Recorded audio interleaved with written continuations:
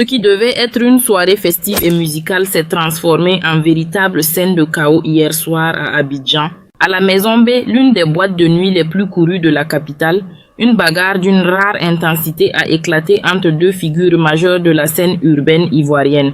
Suspect 95, le président du syndicat, et Debordo Lekoumfa, le célèbre chanteur coupé-décalé connu autant pour son talent que pour ses sorties fracassantes. Tout avait pourtant bien commencé.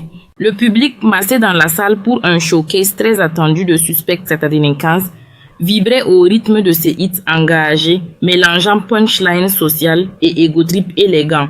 Les fans scandaient son nom, les téléphones étaient enlevés, l'ambiance semblait électrique mais bon enfant. Jusqu'à ce que tout bascule. En plein cœur de sa prestation, alors que Suspect 95 galvanisait la foule avec son titre à succès, Debordo Lekoumfa fait une apparition inattendue. Son arrivée, qui aurait pu être perçue comme un geste de soutien ou une surprise artistique, a rapidement pris une tournure dramatique. D'après plusieurs témoins présents dans la salle, Debordo semblait visiblement tendu, le regard sombre, les gestes nerveux. Il n'était pas là pour danser ou saluer l'artiste. Non, il était là pour en découdre. Les tensions entre les deux hommes, jusqu'alors discrètes, ont éclaté au grand jour. Une dispute éclate sur scène, sous les yeux médusés du public. Les mots montent en intensité. Des insultes fusent. On entend des phrases dures, incompréhensibles dans le vacarme, mais suffisamment virulentes pour faire comprendre qu'il ne s'agissait pas d'un simple malentendu. Puis tout s'enchaîne très vite. Les deux artistes se rapprochent brutalement. Les agents de sécurité tentent de s'interposer, mais il est déjà trop tard. Les coups partent. Poing levé, projecteur toujours allumé, caméra de smartphone en alerte. Le spectacle vire à la violence. Dans la foule, c'est la panique. Certains spectateurs cherchent à fuir, d'autres filment la scène, sidérés. La sécurité, dépassée pendant quelques instants, parvient tant bien que mal à séparer les deux hommes. Mais le mal est fait. La vidéo circule déjà sur les réseaux sociaux. Les visages sont crispés, les regards remplis de rage, les vêtements froissés. Le showcase est interrompu, le public quitte les lieux dans la confusion la plus totale. Depuis cette nuit, les réseaux sociaux sont en ébullition. Chacun y va de son commentaire. Les fans de Suspect dénoncent une provocation gratuite de Debordo. Ceux de Debordo, eux, parlent d'arrogance, d'un accueil froid, d'un clash sous-jacent qui n'attendait qu'un déclencheur pour exploser. Les pages People, les blogueurs et influenceurs s'emparent du sujet. Les vidéos sont partagées par milliers. Et au cœur de cette tempête numérique, deux figures artistiques s'enfoncent dans un conflit public qui pourrait bien laisser des traces profondes.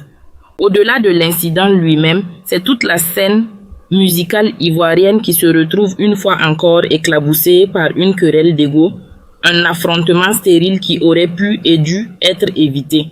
On s'interroge, qu'est-ce qui pousse des artistes de ce calibre, suivis, aimés, respectés, à s'exposer ainsi à la violence en public devant leurs fans en pleine performance? Pourquoi le dialogue et le respect cèdent-ils aussi facilement la place à la confrontation?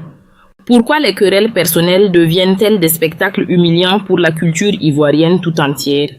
Alors que la Côte d'Ivoire s'efforce de hisser sa musique urbaine à l'international, que des artistes comme Didi B, Roseline Layo, José ou Tamseur parviennent à franchir les frontières avec des carrières structurées, ces scènes de bagarre viennent ternir l'image d'un showbiz déjà souvent critiqué pour ses divisions, ses coups bas et ses manques de professionnalisme.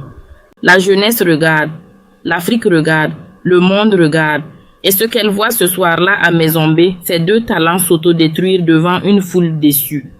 Il est urgent que les artistes ivoiriens comprennent le poids de leur rôle. Ils sont des modèles, des voix, des repères. Ils portent l'image de leur pays à l'étranger. Ils inspirent tout désespère toute une génération. Et chaque action publique, chaque mot, chaque comportement a un impact. Si la rivalité est naturelle dans le milieu artistique, elle ne doit jamais se transformer en violence physique. La scène doit rester un lieu d'expression, pas d'agression. Pour l'instant, ni Suspect Ninkans, ni des Bordeaux, les Kunfa n'ont fait de déclaration officielle.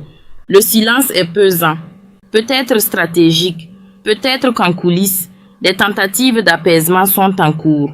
On l'espère pour le bien de la culture, pour le respect du public et pour l'image d'une Côte d'Ivoire qui mérite mieux que des spectacles de règlement de compte en boîte de nuit.